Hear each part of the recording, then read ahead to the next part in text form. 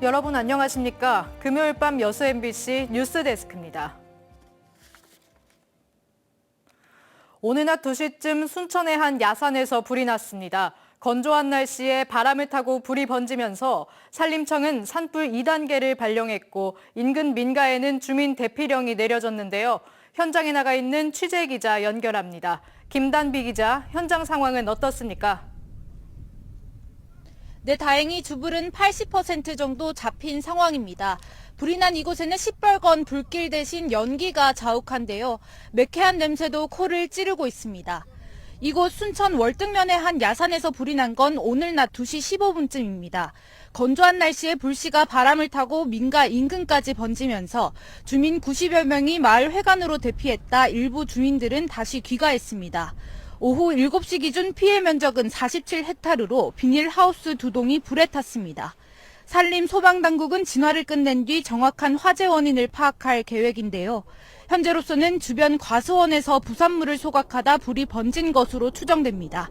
불길을 잡기 위해 현장에는 헬기 21대와 함께 380여 명이 투입됐습니다. 해가 진 지금도 산불 특수 진화대 등이 야간 진화 작업을 벌이고 있는데요. 내일 오전 10시까지 주불 진화를 완료할 계획입니다. 산불이 발생한 순천 지역에는 지난달 24일부터 건조특보가 내려졌습니다. 앞으로도 산불이 나지 않도록 각별한 주의가 필요합니다. 지금까지 순천 산불 현장에서 MBC 뉴스 김단비입니다. 남부 지역의 가뭄이 길어지고 있는 것과 관련해 윤석열 대통령이 섬진강 하천수를 공업용수로 활용하는 방안을 강구할 것을 지시했습니다. 김은혜 대통령실 홍보수석은 오늘 추가적인 비상 상황이 발생한다면 섬진강 물을 끌어다 여수 광양산단 공업용수로 공급하는 방안을 준비할 것을 윤 대통령이 지시했다고 밝혔습니다. 김 수석은 또 여수 광양산단의 정비 시기를 조절해 공장 용수 사용량을 줄이는 등의 조치를 해왔다고 설명했습니다. 여수 세계 박람회장 사후 활용의 주체가 박람회재단에서 항만공사로 이관이 결정되면서 정부 이관위원회가 구성돼 구체적인 방안들이 마련되고 있는데요. 지역사회에서는 오늘 박람회장의 공공성을 살린 큰 그림을 그려내기 위한 의미 있는 자리가 마련됐습니다. 김주희 기자가 보도합니다. 여수 세계 박람회장 내 컨벤션 센터 컨퍼런스홀. 여수 세계 박람회장의 성공적인 공공활용을 위해 지역사회의 의견을 청취하고 수렴하는 자리가 마련됐습니다. 지난해 말부터 본격 활동에 들어간 정부 이관위원회는 최근 논란이 된 조직 구성안에 대해 현 정부의 공공기관 축소 기조에 따른 현실적인 하나의 방안으로 자회사 설립안이 검토됐을 뿐이라고 설명했습니다. 하지만 지역사회는 어떠한 논리를 강조하더라도 자회사나 수익 중심의 조직 구성안에 대한 반대 입장을 거듭 밝혔습니다. 마이스 거점으로 가려면 그런 전문 인력들이 앞으로 충원이 돼야 되고 그런 거기 때문에 이게 항만공사의 이 지금 현재 이 재단의 인원 정원을 그대로 승계하는 게 바람직한 모습이고 또 그렇게 돼야 지역도 항만공사 제대로 하려고 한다 이런 것들을 이제 확인하게 되겠죠. 여수 세계 박람회장의 공공성을 살린 개발을 위해 안정적인 정부 예산 확보 방안이 필요하다는 의견도 공감을 얻었습니다. 특히 신해양시대 남해안 남중권과 상생하는 여수 박람회장의 공공활용을 위한 주변 지자체와의 마이스 연대 강화 등 다양한 방안 등도 제시됐습니다.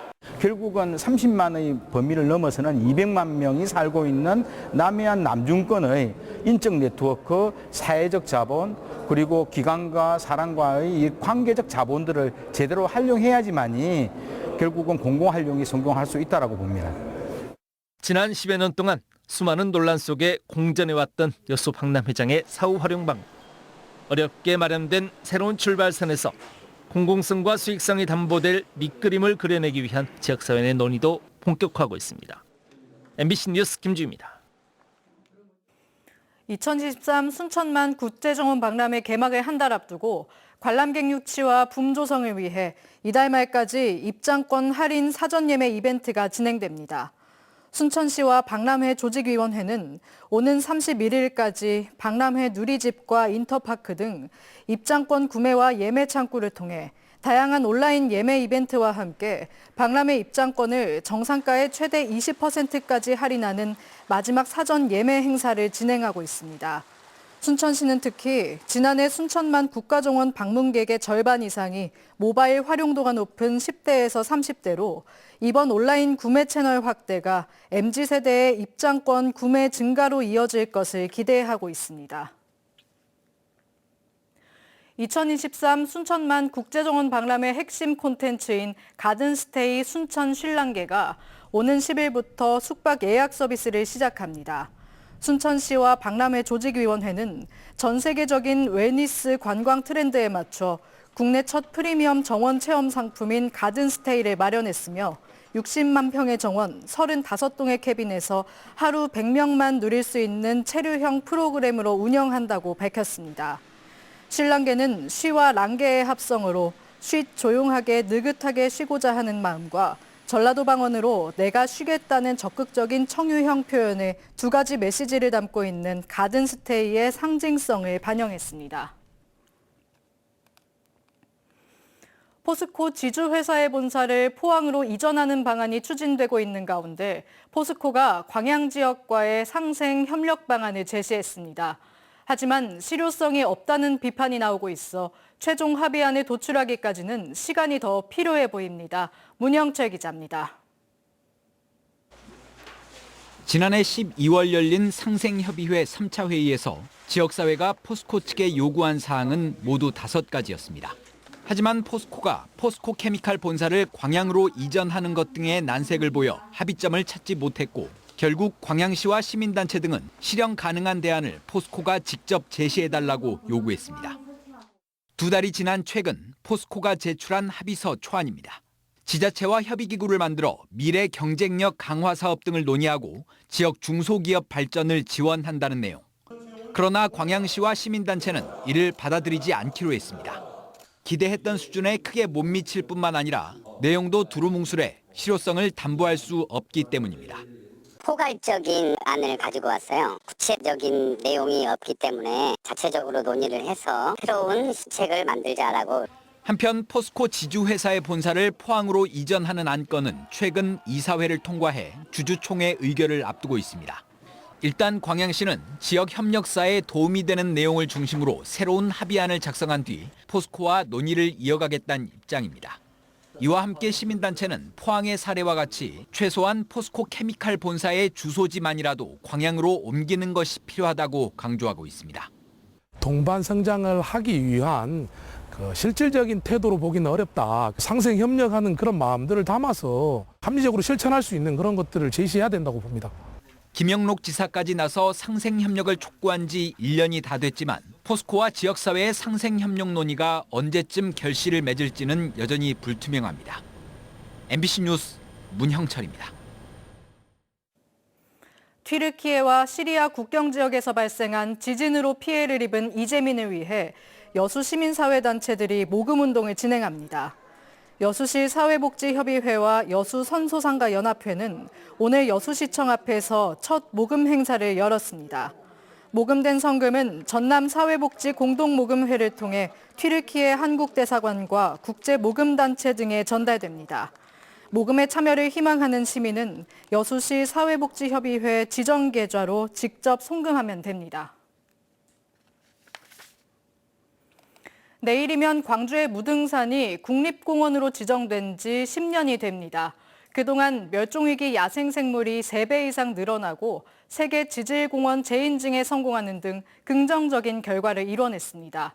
하지만 군부대 주둔으로 훼손된 정상부 복원과 케이블카 설치 논란 등 해결해야 할 과제도 남아 있습니다. 송정근 기자입니다. 지난 2013년 3월 국내 21번째로 국립공원에 지정된 무등산. 10년이라는 세월이 지난 현재 무등산은 도립공원이었던 시절보다 생태 가치가 훨씬 더 커졌습니다. 생물 자원이 2,290여 종에서 4,100여 종으로 2배가량 늘어났고 멸종위기 야생생물은 3배 가까이 증가했습니다. 특히 무등산 주상절리대는 화순 공룡화석지 등과 함께 무등산권 지질공원으로 묶여 지난 2018년 유네스코 세계 지질공원에 이름을 올렸습니다. 최근에는 무등산 인근 지자체 네 곳이 무등산 보존에 협력한 점과 4년 동안 유네스코 공고 사항을 충실히 이행했다는 평가를 받아 세계 지질공원 재인증에 성공하기도 했습니다. 광주광역시와 전라남도, 그다음에 담양과주 4개 지자체가 공동 운영회를 구성을 해가지고 거기에 대한 대비를 같이 해왔다는 것이 가장 큰 점수를 받은 것 같습니다. 지난 10년 동안 거둔 성과가 많았지만 과제도 많습니다. 최대 현안은 군부대 이전과 정상부 복원입니다. 지난해 광주시와 국방부 등은 방공포대를 이전하는 데 뜻을 같이 해 업무 협약을 맺었는데 예산과 이전 부지 등을 마련해야 해 어려움이 예상되고 있습니다. 또 군부대 주둔으로 무등산 최고봉인 천안봉이 당초보다 약 4m 낮아졌고 지왕봉 역시 많이 훼손된 것으로 확인돼 복원 사업이 중요한 과제로 떠올랐습니다. 여기에 타 국립공원보다 2배가량 많은 사유지 비율을 줄여야 하고 6,000기에 달하는 공원구역 내 묘지 이장 등 해결해야 하는 과제가 남아 있습니다. 중심 탐방로가 정심사 지구 그쪽으로 해서 약 70% 정도가 무등산을 지금 찾고 있습니다. 그래서 이 탐방로의 좀 다각화가 좀 필요하고요. 한편 환경부가 최근 설악산에 오색 케이블카를 설치해도 된다고 조건부 허가해주면서 무등산에도 이를 도입해야 한다는 논란이 다시 점화될 것으로 예상되고 있습니다. MBC 뉴스 송정근입니다. 기후변화에 대응하기 위해 바나나와 망고 등 아열대 작물을 재배하고 있는 농가들의 난방비 부담 고통이 계속되고 있습니다. 지자체들이 난방비를 일부 지원하고 있지만 농가들이 위기를 극복하기엔 턱없이 부족한 실정입니다. 신광아 기자입니다. 열대지방의 숲처럼 보이는 해남군의 한 바나나 재배 농가입니다. 너비 3,900제곱미터, 높이 8m의 시설하우스에서 굵직한 바나나 송이가 익어가고 있습니다. 지난달 통보된 전기요금을 본 농장주인 정수섭 씨는 농사를 계속해야 하는지 고민하고 있습니다. 한 달 전기요금이 800만 원을 넘어 1년 전보다는 배 가까이, 2년 전과 비교하면 2.3배나 올랐기 때문입니다. 이렇게 앞으로 간다면 아마 바나나 나뿐이 아니라 아열대 과일 생산한 농가가 다 포기하지 않겠는가. 아열대 작물인 바나나는 생육 온도가 영상 27도여서 6월부터 8월까지 여름철을 제외하고는 난방이 필요합니다. 그러나 전기요금이 크게 오르면서 재배 농가들은 바나나 20도, 망고와 파파야는 17도, 레드향 등 망감류는 15도까지 온도를 낮추고 있습니다. 그나마 열매를 맺을 때만 온도를 높이는 것으로 얼어 죽는 피해를 면하는 정도만 난방을 하는 셈입니다. 농사당국도 난방비 지원만으로는 한계가 있다며 난방 부담이 적은 작목을 선택하도록 유도하고 있습니다.